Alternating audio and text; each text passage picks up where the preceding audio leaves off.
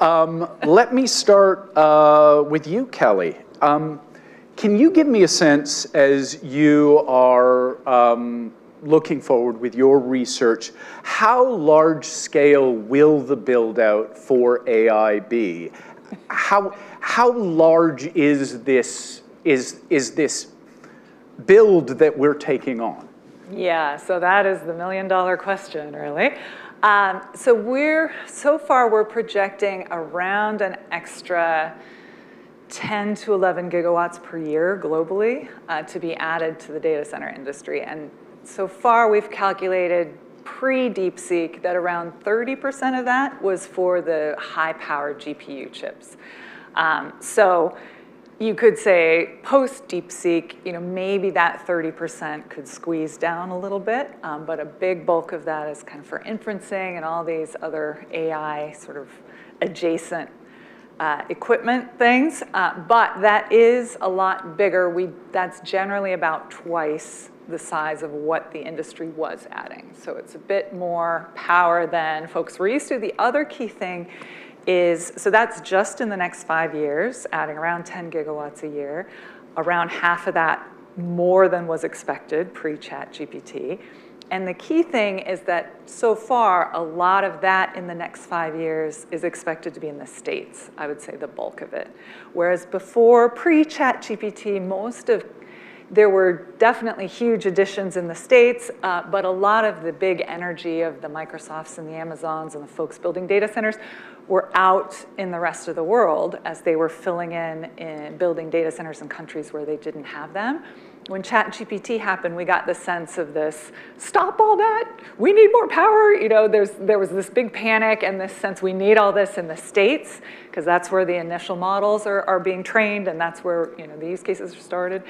So then there was this sort of emphasis on getting all this power in the States and trying to make that build happen so as to not be restricted here.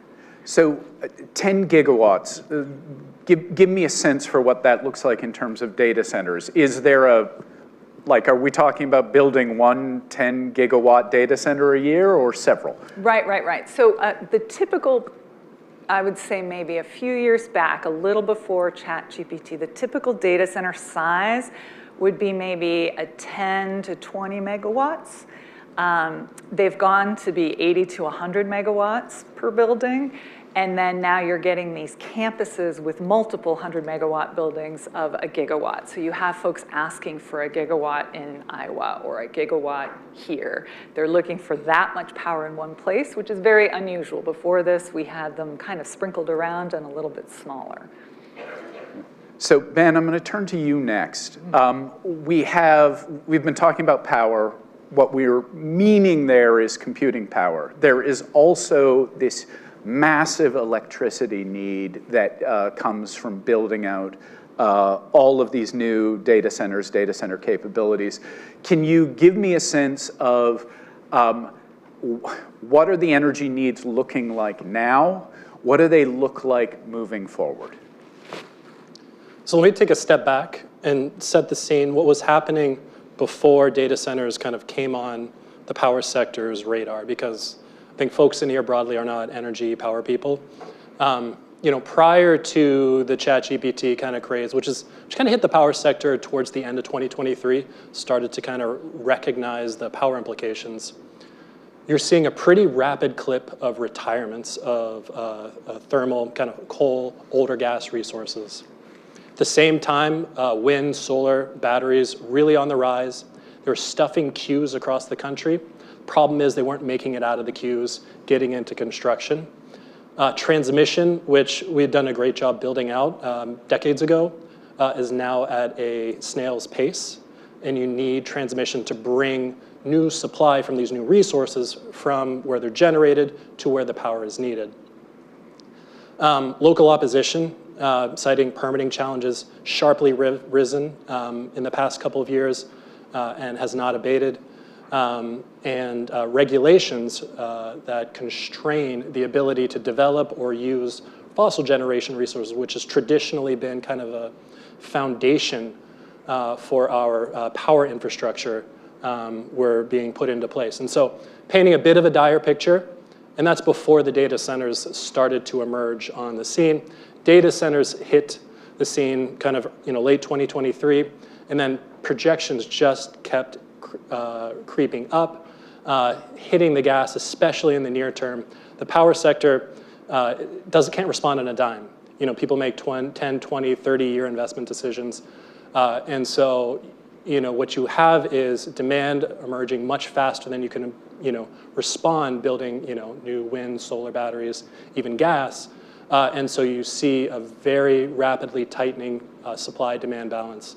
And what this looks like is kind of, folks, especially in the next several years, kind of trying to squeeze the most out of the existing infrastructure that we have over the next several years, and kind of scraping up every last bit of capacity. So, we'll see how it goes.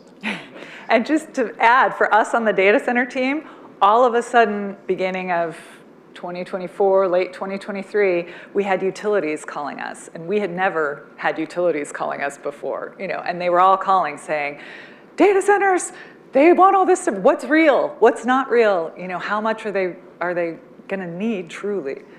Well, I know one of the challenges that we all have is that demand forecasts from the energy industry tend to be a little inaccurate. Clearly, in this particular situation, they may have underestimated what's coming up.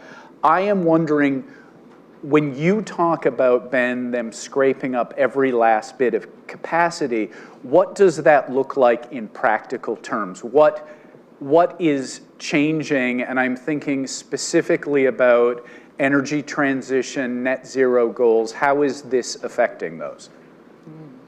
So kind of in response to the data center developments and a lot of the uncertainty that we see regarding how high data center demand can go, because the power folks are probably going to be some of the most skeptical folks around when it comes to electricity demand projections, because historically in the past in the power sector, there's a tradition of over forecasting demand and year after year, so we come with a very skeptical eye. But we do see demand rising. We're a little skeptical that it will rise to some of the highest levels.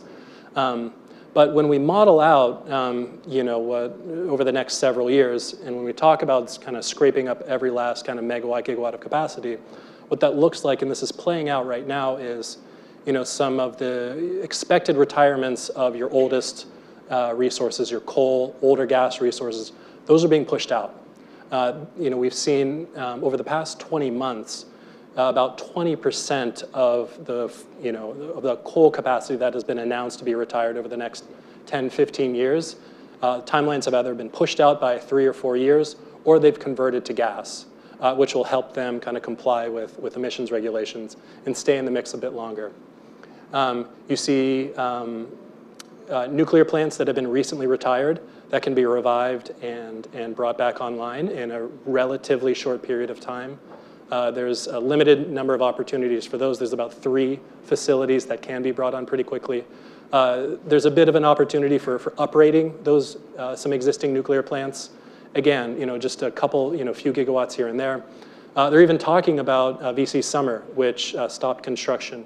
It's a big nuclear plant, South Carolina, stopped construction several years ago. They're talking about bringing that online because it has already advanced a little bit in construction. So those are some of the examples, scrapping for capacity. Sudeep, let me bring you into this conversation. I hate to put you on the spot as sort of the capital markets guy, but who pays? I mean, this is a massive new infrastructure build out, both from the data center side and from the energy side. Who's going to pay for this? Well, in terms of the regulatory regimes, and I think my colleagues can help with this too, just because this is a complex issue, right? So a lot of the regulatory regimes that we have are very, very sensitive to ratepayers for on a consumer basis and things like that. We can't markedly raise prices and things like that. Things are unfair. It's different in terms of some of the industrial players and things like that, in terms of the elasticity, so to speak, the elasticity of pricing, right? But I think the thing is just like you have, this is like a tsunami of demand, and then that's going to have market spillover effects. So I'm not sure, right? Because it's not going to be a lot of us as taxpayers and so on directly, because the regulatory regimes are preventing us from being able to do that in the first place, right? So it's just kind of like there's going to be these weird derivatives, I think, in terms of, is that demand going to be on the data centers? Is it on the AI, the model providers, particularly the hyperscalers who are using a lot of the data centers, and then subsequently the power demand and so on. And it's such a fluid, it's frankly an exciting space, but it's because of that fluidity. Yeah. I don't know if either. Yeah, I mean, I can jump in just to say that the Amazon's, Microsoft's, the biggest players in the industry have been somewhat willing to fund some of this. So they have, signed up for PPAs, which helped construct renewables, for example. They have been willing to pay for some of the transmission lines. But if, say, a DeepSeek sort of democratizes AI, and maybe those firms are competing with a bunch of smaller firms, there is a bit of a question of how willing might they be to continue to pay for this large infrastructure. Now, on the data center side, we also were hearing that, for example, in Atlanta, the power company there has decreed that if you're a data center and you're asking for, say, 200 megawatts of power, and you're going to need that over 5 years, the power company is now saying you need to pay for the transmission infrastructure, for your substation and whatever transmission line's going to get that 280 megawatts there up front. You need to pay for that right now, and maybe even a portion. You have to sign up to pay for a portion, if not all, of that power, even if you weren't planning on having it over the next few years. And so that's a huge barrier now being put on data center providers, that they didn't used to have to plan to have this extra capital to pay up front for all this stuff. So that may actually impact the data center industry as well. And the biggest players who are able to come up with that capital may end up just having an advantage. Ben. Let me just jump in. Yeah. So the states, utilities, they kind of want to have it both ways. They want the economic development, they want the data centers, they want the economic value they generate, but they also want to protect against costs being passed on to consumers in case the demand doesn't actually show up relative to where they expected, and the assets that they build to serve those loads are underutilized. And they're also, the prices have increased in recent years, and you saw the governor of the state of Pennsylvania step in and complain about capacity prices in PJM, so they don't want to pay for it, or to pay at the levels that may be needed to invest in it. So they kind of want to have it both ways. It's a careful balancing act. That's it. The hyperscalers are, as you said, sort of supporting with offtake agreements, paying up front. But there are also hyperscalers like Google that are looking at developing their own energy capabilities, things like small modular reactors. I would just love to hear from anyone on the panel, what are your thoughts on that development? And just another sort of question to layer on top of that, are we looking at a future where the hyperscalers end up basically owning a significant portion of energy generation in this country? Could I start? Yeah, go ahead. Because this is a fun one. Yeah. I want to have some fun. So we had started in, across, so S&P has a bunch of different divisions, within it. And we recognize that this level of complexity needed this sort of partnership across divisions. So we produced, and it's in the magazine, there's a AI and energy article there's a really cool chart in there that shows the level of sort of complexity, and that was, the primary author was Ben, and we had quite a lot of help from Kelly's colleague with less hair, Dan Thompson. Bald. So, and we have actually right in front here with Mercedes and Tiffany, we had a sort of a work group putting this stuff together and thinking about this stuff. And the topic of SMRs came in, right? So in terms of small modular reactors, these don't exist yet, right? So when I was talking earlier about this continuum between pragmatism and innovation, on the pragmatic side, you can't have SMRs, like to Ben's earlier point. A lot of the nuclear reactors, the nuclear facilities that have been recently decommissioned are coming back online, but there's very few of them. So then, what do we have? It's gas. So a lot of the new, if you look at sort of the map of the U.S., but this is true of other countries as well, a lot of these new developments for data centers and so on happen to coexist with sources of natural gas and so on, because practically you don't have another choice. With that, I think that there's you can stack on quite a lot of layers. Ben? I mean, on the nuclear subject, there's a timing issue, right? Existing nuclear, kind of your existing assets, reviving those, again, limited opportunity. With the new stuff, the data center demand, that's now, right? That's, 80% of it, of all the forecasts. You're seeing it hit by kind of 2030, early 2030s. So we need it now. The problem with the new nuclear is, what our nuclear analysts believe is you're not going to see widespread, kind of broad-based development of new nuclear at the earliest kind of, 2035.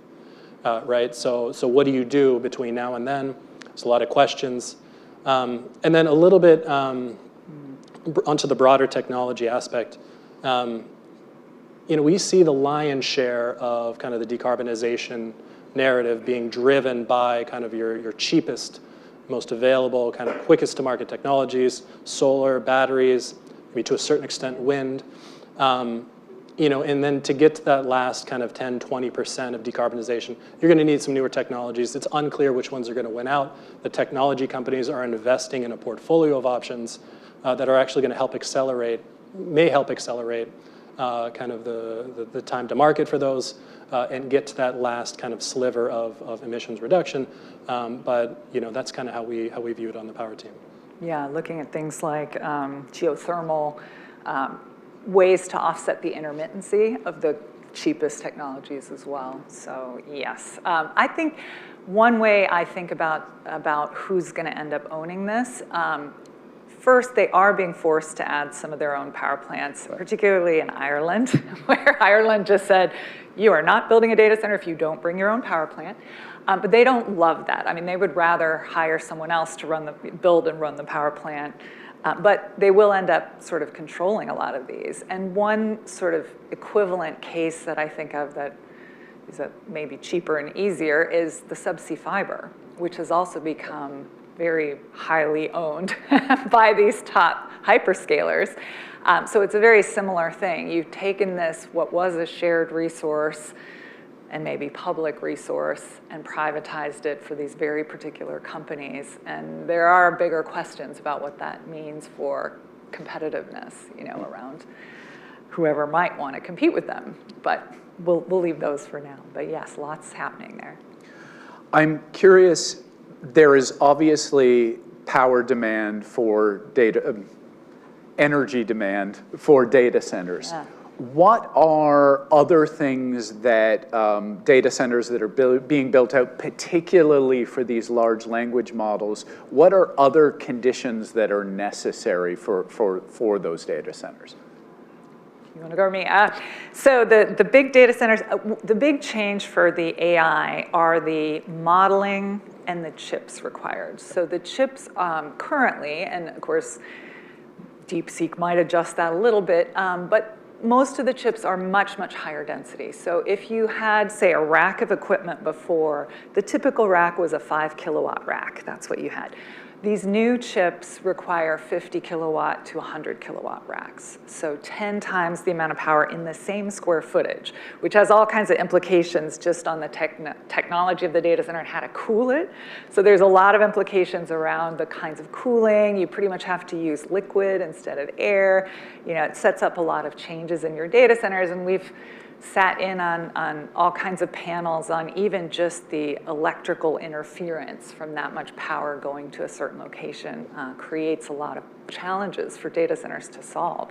The other key thing is that so far, at least, and this will be interesting to see, and maybe you can comment on some of the efficiency of the AI algorithms. Up till now, they've required a lot of these components to be very close together. And especially, of course, the networking equipment that has been required for some of them has also been created to require them to be very close together, which might need to change. But that's also impacted the data centers in that you need a lot of power and a lot of chips kind of almost on top of each other. So we've gone from these very big spread out things, even in multiple buildings, to they almost need to be multiple stories and stacked one on top of the other. So there are just a lot of technical implications that for an industry, I mean, the data center industry, very conservative, nothing should break, we are not going to try anything new. You know, they are being forced to innovate extremely quickly for them. You know, so this is all happening. It's really a lot going on at once for them. But yeah, no, of course, yeah. And I think that you nailed it in terms of with the computational efficiency and things like that. There's this concept of inferencing. Like, so you don't always have to go and then have, you know, a machine learning algorithm and everything train on the data and so on. You could also inference kind of closer to the application based on sort of the learnings, and it's kind of, I hate to say good enough, but it's just I think that's an analogy that most people would get, where you know, you don't need the Formula One race car like to get your groceries. Like you can take your girl, that's fine. And it's one of these things that once you start decomposing these processes, then you could basically use some of the headroom for a lot of the high computational things for doing the most complicated tasks. Some of the more routine things you can kind of use, actually you don't even need to use inferencing. Right. Those become kind of a little bit, you know, bespoke. And then in the middle is kind of the inferencing, which helps as your bridge. So that's happening. My worry is this thing called Jevons paradox, right? Oh, good. One person knows what Jevons paradox is. I'm always afraid of bringing out these things. So Jevons paradox basically says that, look, if you have DeepSeek, for example, where you have this entrant which becomes much more computationally efficient because of the nature of how it's doing its thing, then you have a lower energy usage, right? The problem is then the elasticity of demand becomes higher because now it's it's exponential. Because all of these companies start using, or companies or individuals, whoever, are using all of these AI algorithms and then driving the demand and then subsequently the energy demand even higher, even though because the resource has become more abundant. So it's like there's a supply and demand elasticity on the compute, on the energy, and on the utilization of the algorithms, which are all happening contemporaneously. And one thing just to add in, and then maybe this will bring Ben in as well. I wasn't even thinking of the inferencing, but yes, a lot of what happens on the inferencing side. So at the moment, they're thinking of these big data centers. And if you're in Amazon or Microsoft, you want to kind of unify everything. I mean, that's how they work. That's how their business model works. They want the inferencing to happen in their big campus, some central location where they've paid for this power.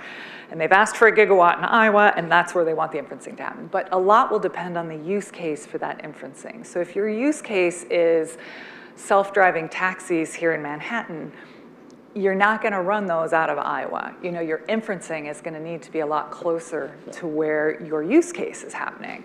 And so in that case, you're going to need maybe a lot of little data centers on every street corner in Manhattan, or maybe a couple big ones in New Jersey, right? But it shifts the way that power will be required. And so I've been saying to utilities, you know, yes, you can maybe get your head around a 1 gigawatt request in Iowa, you know, in a campus, and whether you can do that or not.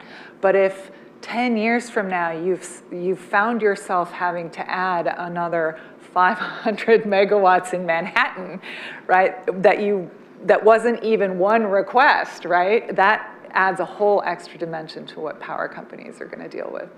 Yeah, I mean, just on that kind of the locational aspect, you know, if DeepSeek or if the trend is towards inferencing workloads, and that's requiring more workloads to be performed closer to users, data centers to be sited closer to users, we're talking about building data centers kind of where the population is, and that's largely in the eastern interconnector, the kind of the eastern portion of the United States. Population density is a lot higher here. It's a lot harder to build. And so these changes in the technology side can make things actually a little bit worse on the power side. And the second kind of interesting aspect of it is compared to training, the inferencing is less flexible. These aren't batch requirements. You can't kind of schedule them at different times or different places as easily as you could a model. And so what that means is there's less potential for kind of load flexibility from the data center, which would make it easier to integrate into a more constrained grid. Again, making things a little bit more challenging. And you can't forget about real estate as well, like in terms of, one anecdote I could just share with you, because we had conversation with a power company, and in Western Virginia there was a smelting facility that was, because it was a smelting facility, it had access to all of these high power generation capabilities and things like that. The place was completely rusty, it was going to be decommissioned and everything else, but that became a ripe, like the attributes of having proximity to the electrical grid and that surge of demand became a really attractive to a data center, right? And then, like to Ben's point, if these are happening closer in highly densely populated areas, the real estate costs a lot too. So then it's just like I don't think that it's I wouldn't put it past that there's going to be even more innovations on how to decouple some of the large data centers and things like that to be able to account for that. But I think actually real estate pricing, real estate valuations may actually drive that. Similar to like the DeepSeek thing with not access to having to compute, and it's similar like New Jersey, New York, and so on. Real estate's expensive. Well, we're going to need it because the population is here. So it's like, okay, it's interesting. Unless you put data centers on every rooftop. Maybe that's the innovation. Yeah. Okay, so we brought it up a few times. I'm going to use the D word, DeepSeek. Let's assume DeepSeek is exactly as advertised, which is a weighty assumption at this point in time. What implications does DeepSeek have for the data center industry, for the power industry, and for all of the assumptions that we have been making about the needs going forward? Anyone? Hot potato. We need a literal hot potato. I guess I can start. Start with the data centers. Yes, start with the data centers. So DeepSeek, it's a little hard to tell. As I had mentioned in the beginning, you might need fewer of the super high-powered chips, and so maybe your data centers won't require as much power in theory. Again, the paradox, Javit's paradox might offset that. I do kind of think one of the more interesting aspects, so there's the efficiency gains, which to a certain degree people were expecting, and they were somewhat built in, I think, to the models. But the open source aspect of it and the potential democratization of AI models, that could have some really interesting implications on where the data centers need to be. Because if you have the big hyperscalers controlling all the models, they centralize things, they control stuff in the same way that public cloud is centralized and controlled, and that's their model. If it's actually democratized to a bunch of small companies everywhere, and especially if you start having this developed in individual countries around the world, right? So you've got folks developing models in Thai and in whatever, and not waiting for an Amazon to put their data center in Thailand. You do get a lot of interesting sort of builds of smaller data centers having to spring up all around the world and not necessarily being concentrated in the hands of the top 5 hyperscalers in North America, right? So there's maybe less control, and that does get then to the question of, well, then who pays for the power? Because if you have a whole bunch of these little data centers and a bunch of individuals, say smaller scale providers building them, they're going to be maybe less inclined to pay for extra power from the power company. So there are implications there too. I'll let you take that one. Okay. I mean, we already talked a little bit about what happens if kind of inferencing takes off. It's kind of more needs to be located closer to users. I guess taking a step back, one thing that I think, and I'm just a power person, that DeepSeek did is kind of shocked kind of folks in the US. It kind of showed how much closer, even kind of surpassing us. China is in us in AI technology. AI technology is very important from a national kind of strategic perspective. And so, with power as a key kind of limiting factor in kind of AI development, one thing that DeepSeek may do is kind of, put a fire under at least the federal government in trying to kind of support kind of the development of power infrastructure needed to compete in the AI space. Yeah. Yeah, it all boils down to, I think it's not just the technique, it's not just the technology, it's not just the integration, and it's not even just open source versus proprietary models and things like that. It's rethinking what's possible and going from could to should, right? So I think one of the things that with open source models, and it's hard not to look at my colleagues at IBM as well, because watsonx, employs some of this paradigm. Open source models tend to have better customizability and things like that to be able to be in like an organization's tech stack and so on.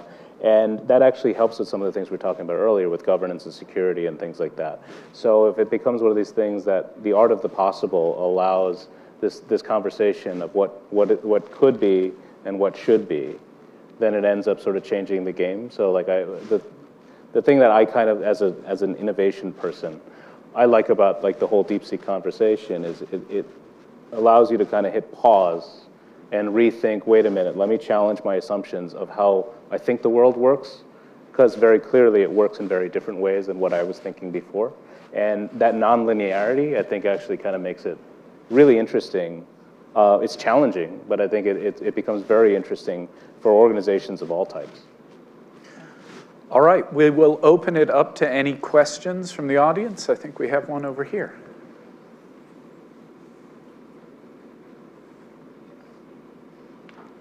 You opened the door with Jevons paradox, so I'm walking through it. We got two One of the people things that that none of you brought up was actually there's an analogy here with EVs, right? So, big refineries, big manufacturing, big transportation issues, and now you've got a huge distributed load, especially in highly populated areas. So utility companies came up with evening rates, with off-peak rates, with local controls of the smart grid as to when you can charge and when you can't charge if the grid is taxed. With AI, we saw California try and regulate by size or consumption of model last year, which didn't go too well. But where do you see this playing out from an AI thing? Are we going to have like training hours and inferencing hours? Do you think there are going to be additional attempts at regulation like what California tried last year? Where is this going to go? And also, how do you think it's going to interplay with the EV demand for energy and consumption? What a question. I know.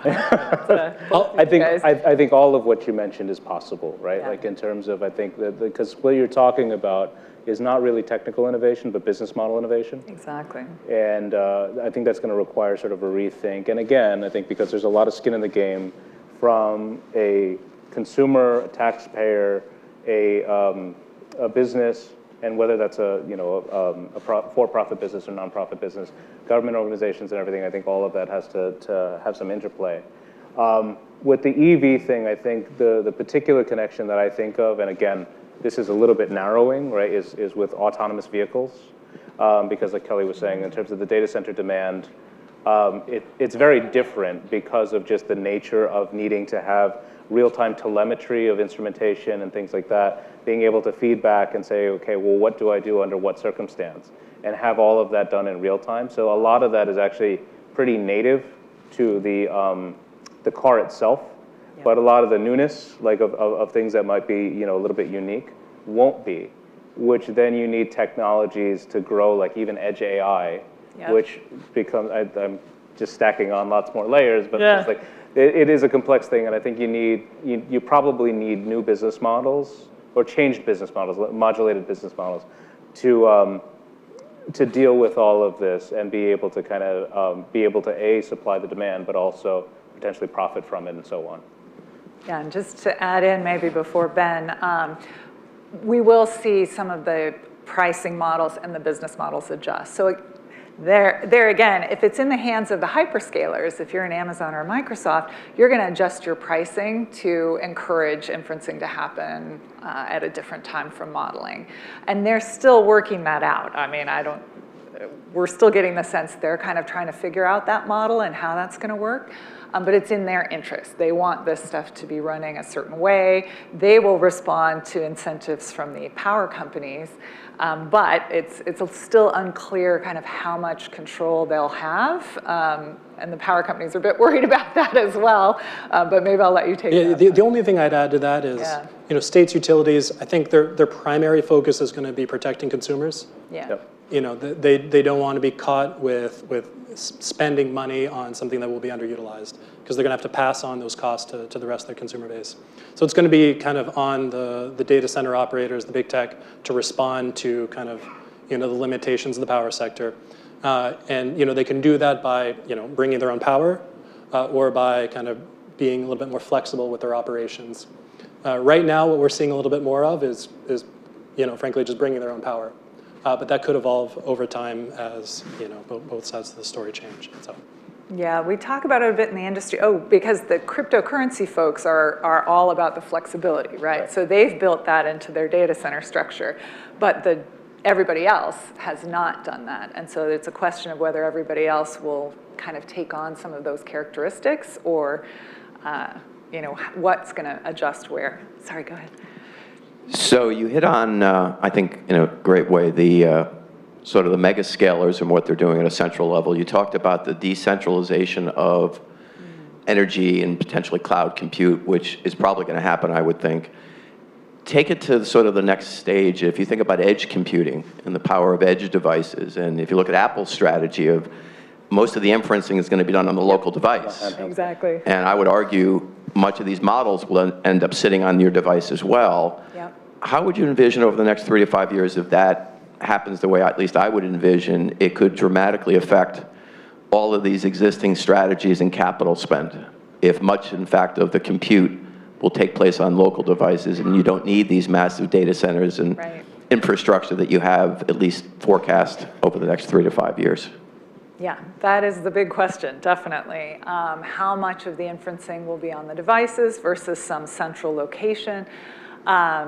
And then also how much of the rest of our IT world, so even if you're not doing the big mega models, that require huge centralization, S&P we're adjusting our models constantly with Spark Assist, right? So if you have every enterprise doing their own sort of modeling and then doing inferencing off of that, there may be sort of additional IT capacity beyond the device in a sort of centralized location, which of course the cloud providers want to be on them.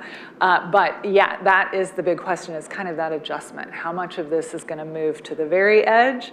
How much is going to be sort of in that middle? And how much can be centralized in these big zones? And yeah, it's anybody's guess. And the big challenge, we're talking all the time about this, for the utilities, is as they make their 10 to 30-year bets on putting a power plant here, sure, some of this data center demand might disappear and maybe, or move, right? Maybe it becomes more important to have that data center in New Jersey than in Montana. And so that can shift a lot of what, what these assumptions lead to.